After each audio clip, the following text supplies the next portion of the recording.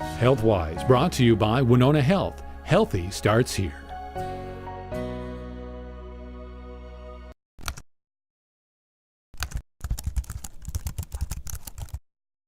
Get down!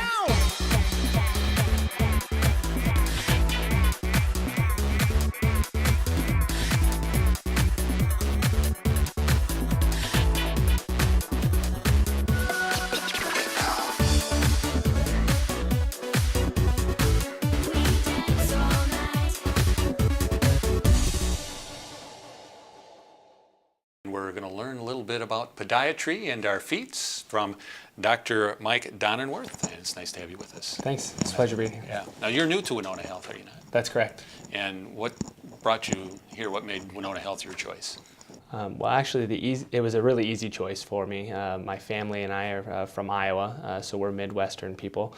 I did a lot of traveling during my podiatry school to different areas of the country to find a residency, and I ended up back in Wisconsin, which is what the people we're used to. And so coming to Winona Health was a very easy choice because it's just like the people we grew up with, and we haven't been disappointed. Everyone's been really welcoming, and the community has been great. The hospital system here is much like the one I was trained in, so that made that part an easy transition as well.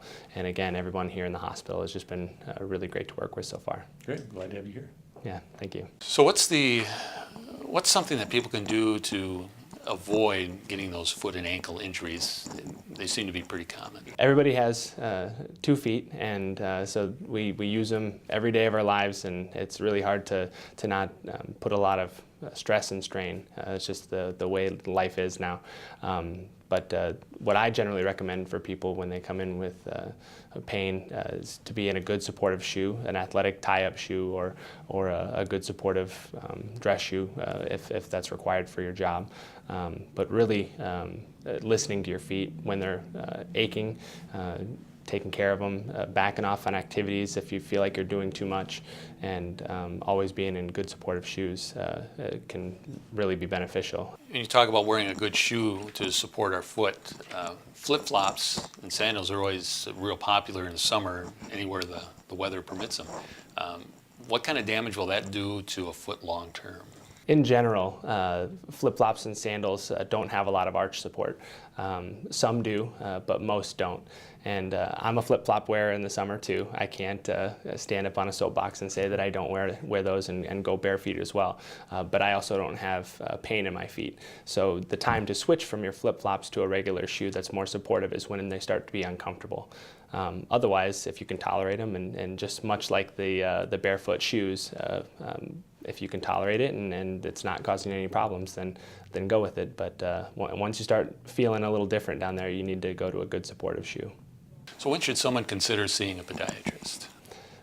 Really, anytime you're having pain that doesn't go away. When you're overactive, or you do too much, or you have a twist or a turn where it just doesn't feel right, a lot of times those things will go away without needing any formal treatment. But if you have foot pain that's hanging around for more than a couple of weeks, it's probably time to get into the office. What's a typical foot injury? Is there any one typical type of thing that seems to be more common than others? A lot of people have heel pain and bottom of the foot ball pain, and that generally comes from not wearing the right kind of shoes. So that not wearing the right kind of shoes for a long period of time will add stress and strain to the bottom of the foot in particular, and that's something that's hard to get rid of once it sets in. So I would say anything on the bottom of the foot is a common problem. And then there are common things with the bones too, being bunions and hammer toes that a lot of people have. That some aren't painful for them, but some are, and then when they are, they need to be seen. Well, thank you for taking some time to talk with us about our feet. I know they're going to be with us a long time, so we need to take care of them. That's right. Yep. Thank you very much.